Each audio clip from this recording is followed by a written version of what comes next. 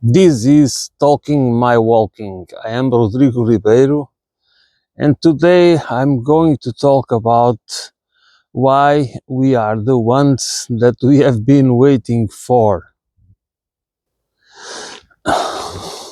We are always uh, waiting for saviors, heroes, charismatic leaders, uh, whatever, to to save us, to save us from the problems that they themselves, which means usually the problems that are created by the elites uh, in their attempt to control everything, because it has the purpose of a class-based society is to funnel the wealth upwards.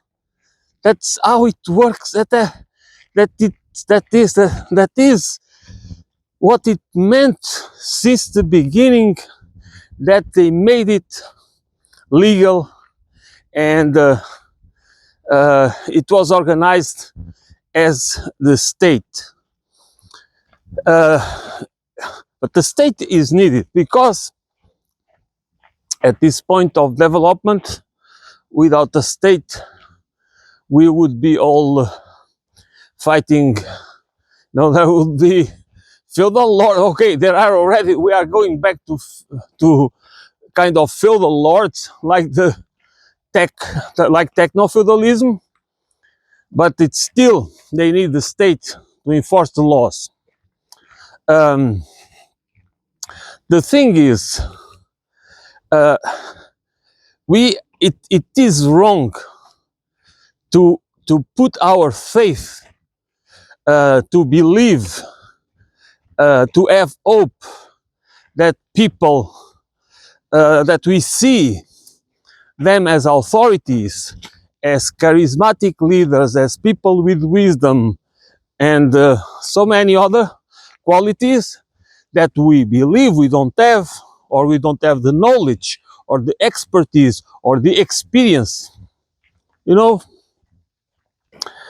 uh, but what makes a leader a true leader is not that, is the will to serve others, not to serve in themselves, or to serve the ones that are, as we know these days, the ones that finance um, their elections and make them rich. So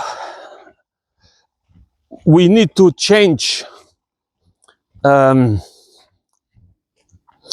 the vision about that. We need to be conscious that we are the ones that have to organize, unite, and fight for a society that's good for everyone, for a civilization, because these days, more than fight only for a different society, we need to fight for a different civilizational paradigm. It's more than just fighting for a different society. It's a fight for a different, different societal paradigm, which means that we really need to organize from the local level to the national level and to international level, because this revolution that we need, it doesn't need to be, uh, if we would be organized, the ones that seem to have a lot of power, and they do have a lot of power, and they would fight back, and they would try to use all means possible uh, to fight against that liberation process, but they are much in spite of their billions, there's billions of dollars. It's an unimaginable amount of wealth that these people truly control. But nevertheless, their power is not as immense as we believe, because there are many people in the institutions that back themselves, like the military, the police, the intelligence services, and many other agencies that exist, and the media and other institutions that are supposed to back them, and they do. They will, their empires, their financial empires, are like sand castles. It's if a small shower is enough to erase them. So they are not as powerful as we might imagine them.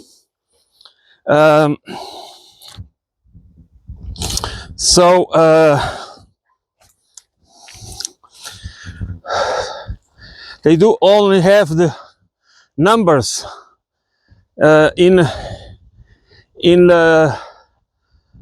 hard disks. If there is no wealth, that's the wealth. Their wealth, the ones that they own, with that wealth, with that fictitious wealth, they buy real assets, and they have real assets. They even want to create private countries, following the King Leopold II of Belgium, that had the first king to have a private colony, So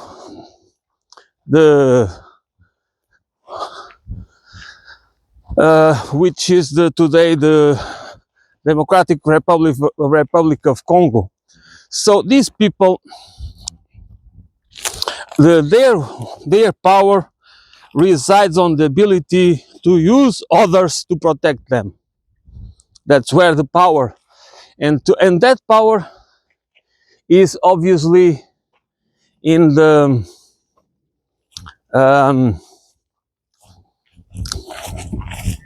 that power is obviously in the military and in the police, and is the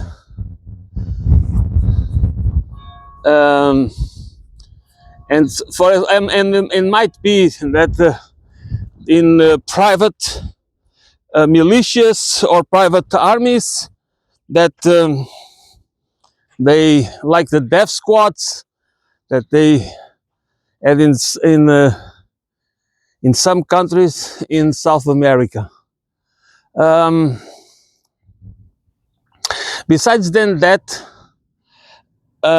it is, they will fall easily if they would lose the support, if the people would lose the fear of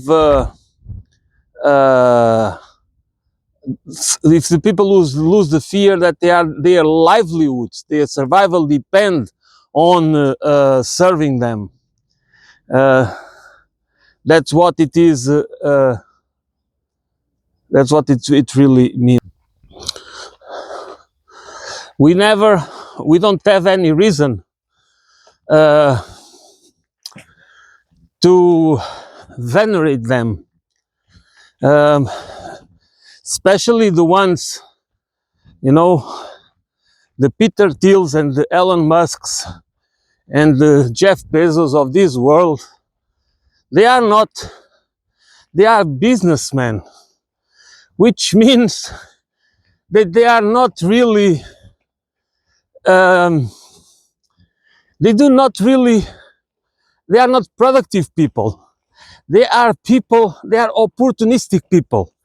These people, what they are is exactly, they, they have the ability to use others for their own benefit.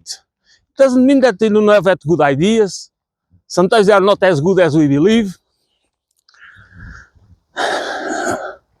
But anyways, what they do is they do understand, they do have the lack of empathy to use others uh, to create empires. And they do not like the democracy, and they do not like the kind of autocracy that defends, that the kind of autocracy, like for example in China, that uses that concentration of power to not allow the oligarchs to take over. Because if you go back in history and understand the roots of the problems, normally in the West, the Western hemisphere, in the Western culture, in the European-based culture, uh, it has always been the oligarchs that control the wealth. Not because they want a social, they want a better society. No, none of them. And liberalism, the reason why liberalism is incorrect, it's not because the rights of individuals are not important. I'm the first one that finds it very crucial. They are crucial for our freedom. I do not deny that. But it is not about the freedom. It's not the same rights, you know. The individual freedoms and the individual rights is not about the possibility of um, accumulation of limited accumulation of wealth and private property. And why? Because this is exactly the point that will make the society fail, that will make the society make many people not being able to have individual rights. Because in order to survive in an environment that is that where manufactured scarcity is the rule, then the common citizenry, the ordinary man and woman, need to sell themselves and need to make a huge sacrifice. They cannot have any agency, political or economic agency or social agency, because they do not have the means. So therefore, individual freedoms are meaningless, and democratic rules, democratic freedoms are also meaningless, because without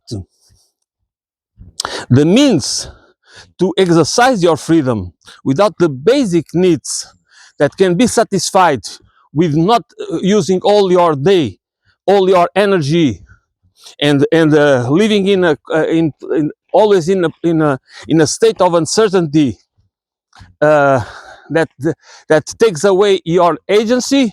How can you talk about? How can the liberals talk defending at the same time this kind of society and talk about individual freedoms? Individual freedoms requires uh, that that people, regular people, is not suffocated by debt.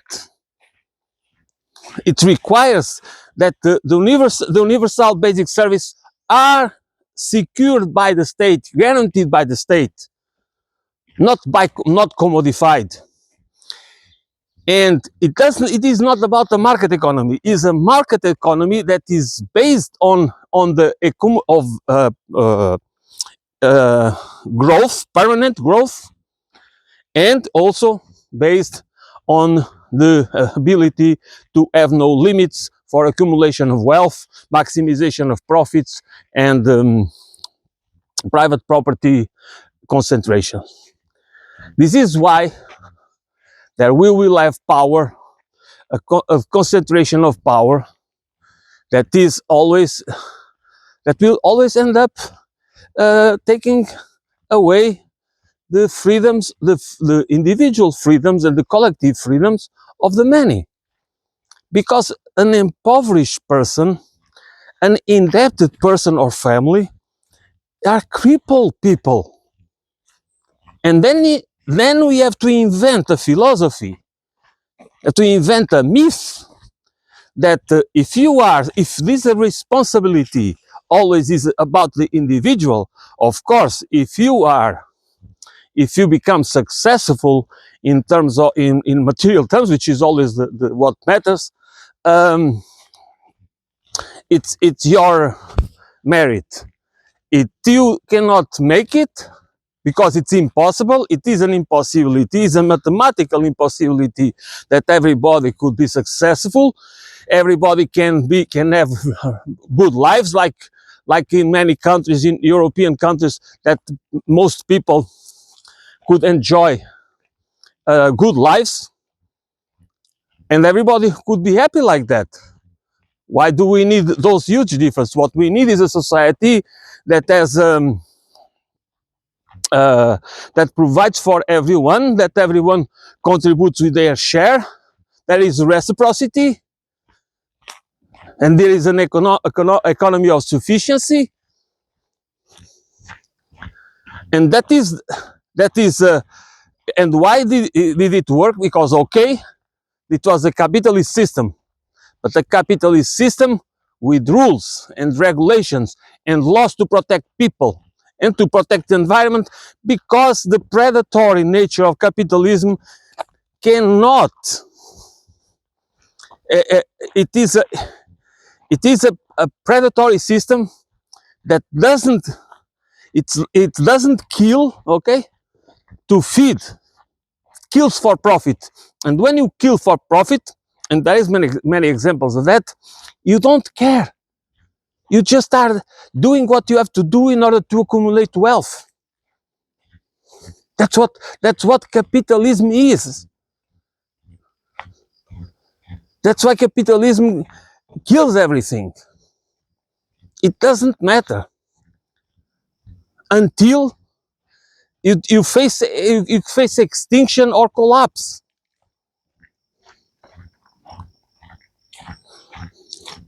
That's not a system. That's not a system that is designed to humanize us. It's exactly the opposite. It creates a lot of wealth, sure. It is innovative, sure. But in the end, we need a different system, and we can have it. Just get rid of the myth that there is no alternative, because there are alternatives and we need those alternatives. But we cannot have them if we do not discuss, if we do not organize, if we do not unite. We cannot have that. And it cannot be done only through the social media. It has to be something with substance. Something that it needs to, in its investment of time and energy, and of course it has to be also faith, in the sense that we need to have the strength to fight for justice,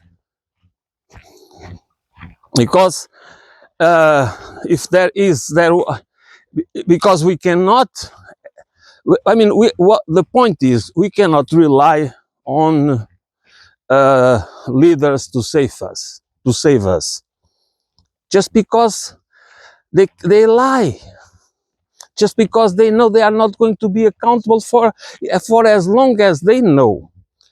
That's why you need a system that whoever represents us, and we might need, even with direct democracy or participatory democracy and participatory economics, we will have the need in a complex society to have people representing us. There will always be the need of an horizontal hierarchy, or we need to be organized. Otherwise, nothing functions. Without organization, it's no possibility. We cannot have a functional society. So therefore, the system of accountability needs to be uh, always in. Needs to be effective, because one of the biggest problems, it's because of the concentration of wealth and the accumulation of wealth and the concentration of power always brings society to the situation where the powerful are not accountable. That's exactly that's that's what we have. We do not need to be. I mean, we cannot be fundamentalists. We can be sectarians in the sense that if we need to sit at the table to discuss in spite of our uh, idiosyncrasies and tendencies that we believe maybe the Marxist view or this or that. Okay, that is fine. But if we are to find solutions, we need to be open to put our differences aside and discuss what really matters, and be focused in unity, class unity, because that's what we really need. We need class unity. Otherwise, we are not able to fight the concentration of power and the wealth that exists in the world. And when I talk about unity, it has to be international, because we are not different. I mean, I understand now the Chinese and the developing economies. People are, uh, they want house. They are focused in accumulation of a piece of private property and cars and whatever they think a good education for their children and all those things. But what people miss is that over time, that's not what assures us that over time we can all have good lives, is that the state functions as the great equalizer. That the state has power, but power controlled by us in order to guarantee a level playing field. Otherwise, there will be always the same problem. That's why the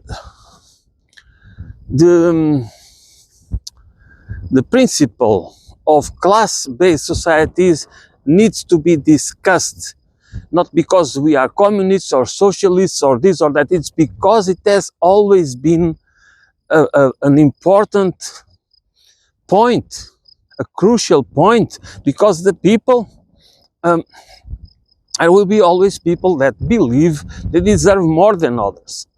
And if we allow these values and principles to be put in legal terms that authorize them and to be used in a value system and to be glorified and be moral, then we just have the idea that people can exploit each other because it's fine, because it's kind of natural. So that's not fine at all. That's not fine, because we all have the blood. I mean, we all have we share the same needs. in spite of how sophisticated we are, and the need for freedom and time for ourselves, and to dedicate to our families, and to develop meaningful lives, makes us all that we all need. That we cannot have a system that always tries to that allows us to use others. Because when I mean, and that's why the money, using the money to pay, it's wrong. Because then I always think that, okay, if I pay, I have the entitlement. If I have the money to pay, I am entitled to hire this person to clean my toilet. No, or to take my garbage away, or to do the things that I do not like to do.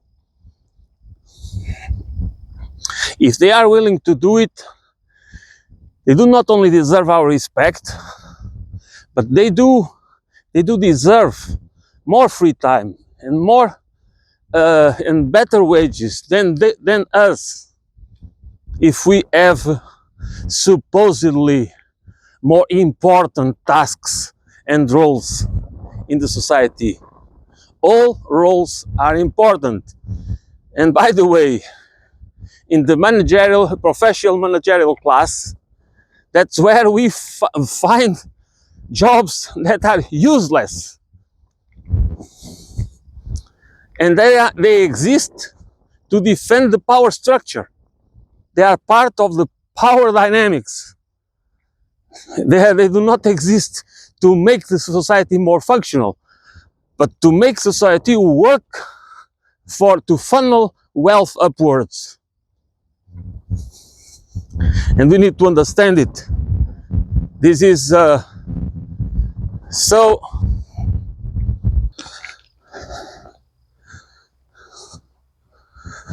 we are the ones that we have been waiting for.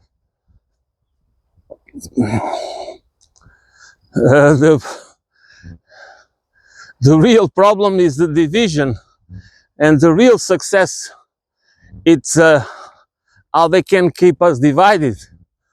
That's the real success. Now they make us think that we should be happy when you go to the bank, and to a private bank that should not exist. And we should understand why a private bank should not exist, and why interest used to be a sin. Not only usury, but interest itself. By the way, it was only a single word for it.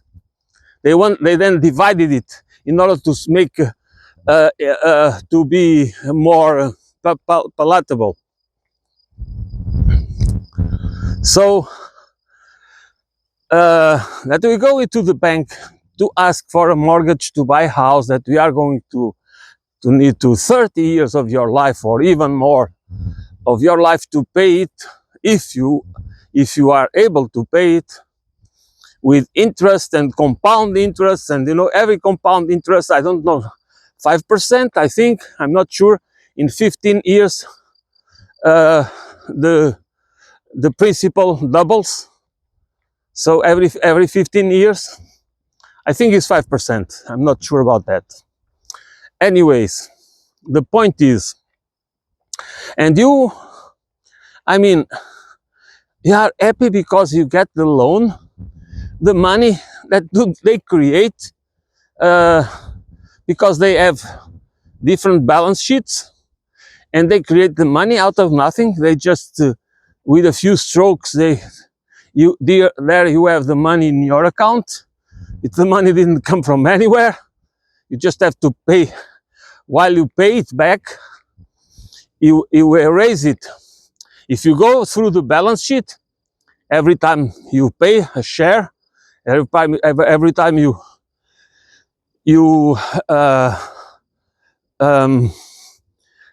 have a payment, a down payment, I guess it's the word, you see in your balance sheet, it goes down. It goes down because that's how the system works. That is, in the end, that money was totally erased, destroyed, because it was not real money. It's a balance sheet. That's not real money there. The real money went into the economy, which means that the real money went to the person, to the banking account of the person from whom you bought the house, and that has the real money that entered the economy, and you just got in your balance sheet what you have to pay. That's what you. So that makes sense. And the bank makes the profit out of the interest and fees and commissions and everything else. So why should that power be given to private? It's not a creative activity.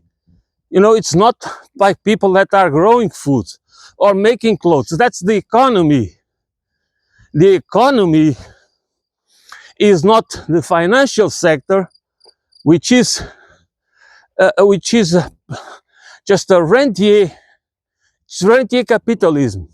It's a feudalistic activity. It's just based on rents. It's not based on producing anything. It's the people, the real economy, that produces the food, produces the clothes, the shoes, that builds the houses, assembles the devices we need, and all the rest. This is the real economy that provides goods, products, and services, and everything we need.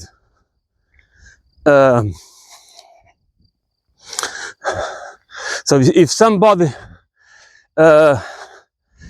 if that's why we need to understand that's education for what. So education is a productive activity. It depends on and the banking is important as well, but banking needs to be controlled by the state, and money is a public monopoly. That's the only way that the country, the state, and the government can use the money to develop the real economy and to level the playing field. The private sector doesn't do it because the private sector is about making profits, and that's why they rig the system. That's why most money these days doesn't go to productive activities. It goes to the financial sector for leverage. They are financial investments without producing anything good, without contributing for the society. Besides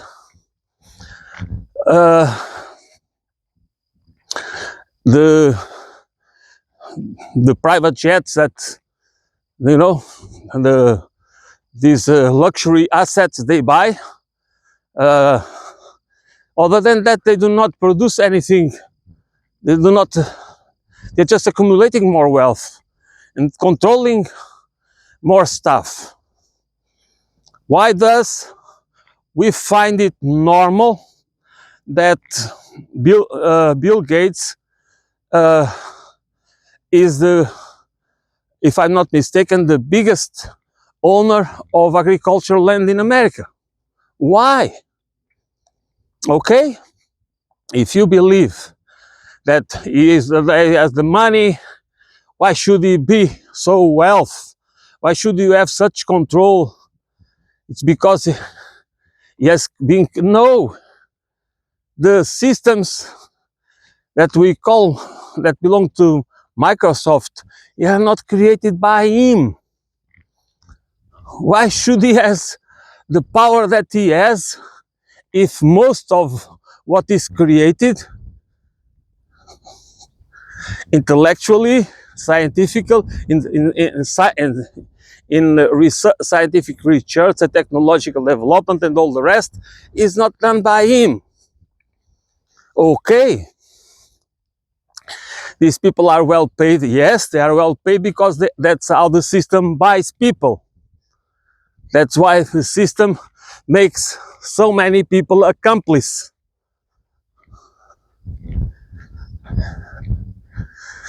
But in the end, it's not good for anybody.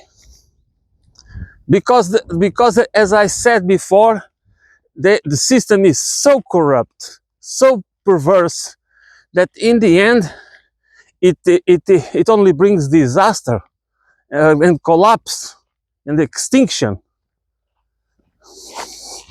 And now that we are in the age of the technoscientism and technofixism, that people are supposed to believe or to have blind faith in science and technology, so the saviors now are the tech oligarchs, the ones that want to end democracy and replace it by technocracy, by the rule by technology.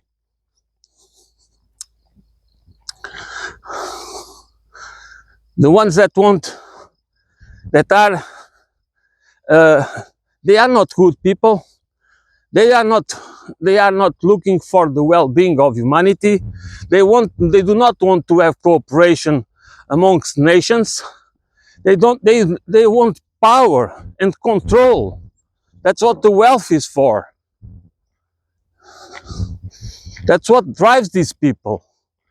Not cooperation, not to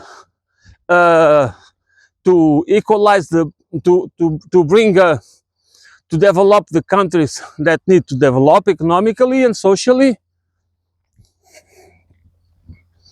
So that's why we cannot put our trust, we cannot believe, and we cannot hope that these people will be the ones that will solve our problems.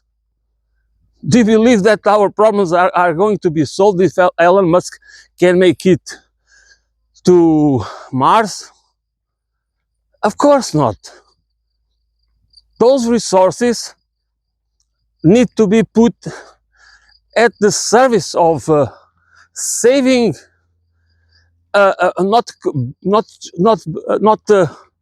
keep destroying the environment and keep a society based on excessive consumption, but to have lives with more meaning, to work less hours, to have more joyful lives, to have access to universal basic services. Do not be afraid. That's why they want you afraid. Fear has been always the favorite tool of all psychopaths and the manipulators and opportunists and all the rest.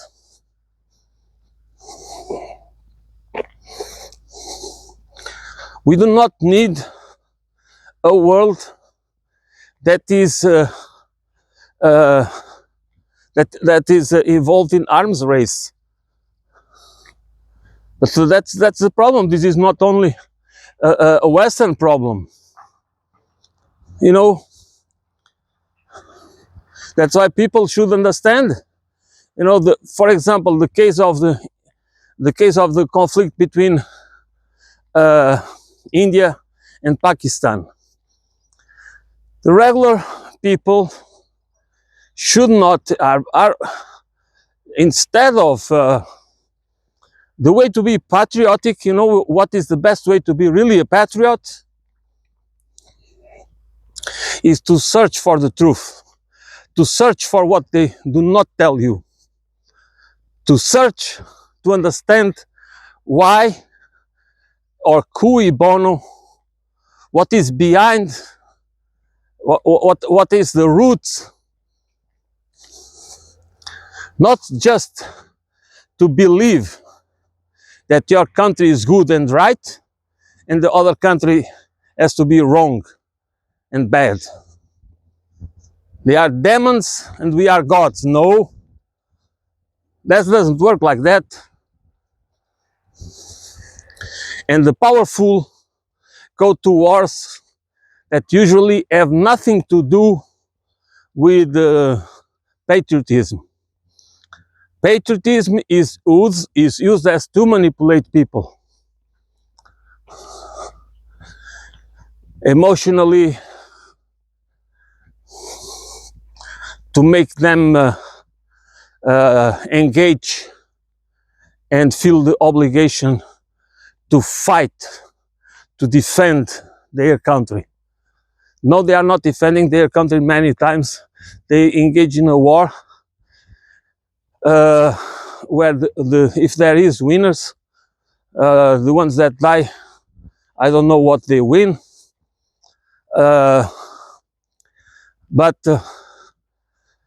and the ones that are permanently wounded, and the ones that win is the arms manufacturers, the banks again, always the banks, and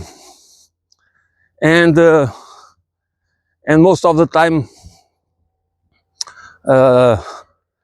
in many wars that could be avoided. You know, the rise of Hitler could be avoided. The war in Ukraine could be avoided. Why? Then they push it to the point of no return. Why? Why is that? This is what we need to ask. We don't need a arms race. We can have treaties and that we can make them work. We can have international law, not the rules-based international, not the rules-based international order, but the international law.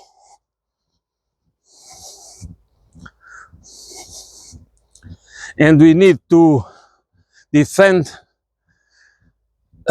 a less asymmetric world. That's what we need. We don't need a great power competition. That's not in our... I mean, you know, just think about America. America was for a while, you know, for a few decades, maybe a century, a very powerful nation that at the same time was many people, there was a strong middle class. There has been always problems of inequality, that's for sure, and other problems, but that could be, for a while, life was good for many people, okay? But life could be good for much longer. Why is that? Why is not good anymore? Because it's the warmongers that the warmongers and the banksters and the oligarchs and the plutocrats that control society. And they don't care about you. They don't care about us. That's why they always end up destroying the collective well-being. And then, of course, they use all kinds of excuses and justifications.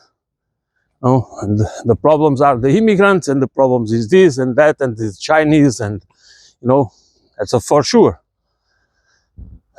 That's exactly that. That's exactly that. That's for sure, that is the Chinese that are responsible for the state of the infrastructure, the American infrastructure. That is looks like a third world country in many places. That's the Chinese to blame for that, and for the other problems as well. But for as long as people buy into it, they do not understand that if there will be a war, there will be no winners. There will be only losers, and if we can avoid nuclear war or Armageddon, uh, there will be a lot of destruction. That might be good for capitalism. You know, there is a lot of stuff to rebuild. Does it matter where the resources come from? How much do we need to destroy? How much of ecosystems and to get all the stuff we need, the minerals and everything we need to. That's so. This is why we need an international understanding of the roots of the problems, not only at the national, local levels, which are all levels are important, but we need a vision, much broader vision and engagement, because I believe we all want the same thing. I think we all want peace. I think we all want food in the table or on the table, I never know. We want to have time for our families, for ourselves. We want to have meaningful lives. Why should we just have to work 3 jobs or 3 shifts or whatever it is, just to be all the time in fear of losing whatever we have, or just to pay debts? That's why I invite people to think holistically, to put the dots together, because that's what we really need. Otherwise, nothing will change. And of course, we are always thinking that, okay, maybe I can feel safe, it might not come to me, or this or that. But that's not the right way to understand the problems and to find the sustainable solutions. Those solutions require accountability.